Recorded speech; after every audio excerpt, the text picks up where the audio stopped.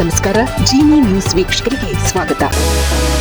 Cyber ಅಪರಾಧ ಪ್ರಕರಣಗಳು ದಿನಕ್ಕೊಂದು ಸ್ವರೂಪ ಪಡೆದುಕೊಳ್ಳುತ್ತಿದ್ದು, ಡಿಜಿಟಲ್ ಅರೆಸ್ಟ್ ಪ್ರಕರಣಗಳು ಹೆಚ್ಚೆಚ್ಚು ವರದಿಯಾಗುತ್ತಿದೆ. ಡಿಜಿಟಲ್ ಅರೆಸ್ಟ್ ಹೆಸರಿನಲ್ಲಿ ಬೆದರಿಸಿ ವೃದ್ಧರೊಬ್ಬರಿಂದ ಲಕ್ಷಾಂತರ ರೂಪಾಯಿ ದೋಚಲಾಗಿದ್ದು, ಪ್ರಕರಣ ಸಂಬಂಧ ವೈಟ್ಫೀಲ್ಡ್ ಸೈಬರ್ ಅಪರಾಧ ಠಾಣೆಯ ಪೊಲೀಸರು ತನಿಖೆ ಆರಂಭಿಸಿದ್ದಾರೆ. ಬೆಂಗಳೂರಿನ ವೈಟ್ಫೀಲ್ಡ್ನ ಇಸಿಸಿ ರಸ್ತೆಯ ಅಪಾರ್ಟ್ಮೆಂಟ್ನಲ್ಲಿ ವಾಸವಿರುವ 64 ವರ್ಷದ ವೃದ್ಧರೊಬ್ಬರು ಡಿಜಿಟಲ್ ಅರೆಸ್ಟ್ ಹೆಸರಿನಲ್ಲಿ ಸೈಬರ್ ವಂಚಕರಿಗೆ ಬರೋಬ್ಬರಿ 16.60 ಲಕ್ಷ ಹಣವನ್ನು ಕಳೆದುಕೊಂಡಿದ್ದಾರೆ.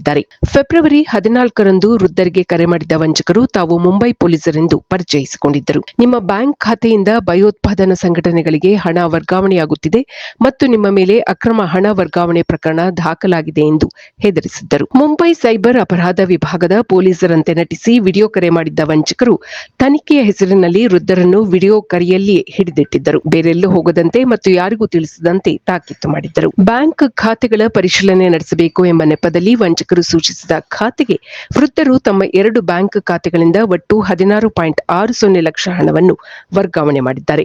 ನಂತರ ವಂಚಕರ ಫೋನ್ ಸ್ವಿಚ್ ಆಫ್ ಆಗಿದೆ. ಈ ಬಗ್ಗೆ ವೈಟ್ಫೀಲ್ಡ್ ಸೈಬರ್ ಅಪರಾಧ ಠಾಣೆಯಲ್ಲಿ ಸಂದೀಪ್ ರಾವ್ ಎಂಬಾತನ ವಿರುದ್ಧ ಪ್ರಕರಣ ದಾಖಲಾಗಿದೆ. ಪೊಲೀಸ್ ಇಲಾಖೆಯಲ್ಲಿ ಡಿಜಿಟಲ್ ಅರೆಸ್ಟ್ ಎಂಬ ಕಾನೂನೇ ಇಲ್ಲ ಎಂದು ಅಧಿಕಾರಿಗಳು ಸಾರ್ವಜನಿಕರಿಗೆ ಮತ್ತೊಮ್ಮೆ ಎಚ್ಚರಿಕೆ ನೀಡಿದ್ದಾರೆ. ಇದೇ ವರದಿಯಲ್ಲಿ ಕೆಆರ್ಪುರದ ನಿವಾಸಿ ಭರತ್ ಎಂಬುವವರು ವೋಲ್ವೋ ಕಂಪನಿಯಲ್ಲಿ ಕೆಲಸ ಕೊಡಿಸುವುದಾಗಿ ನಂಬಿಸಿದ್ದ ವಂಚಕರಿಗೆ 6.13 ಲಕ್ಷ ಹಣ ನೀಡಿ ಮೋಸ ಹೋಗಿರುವ ಬಗ್ಗೆಯೂ ಉಲ್ಲೇಖಿಸಲಾಗಿದೆ.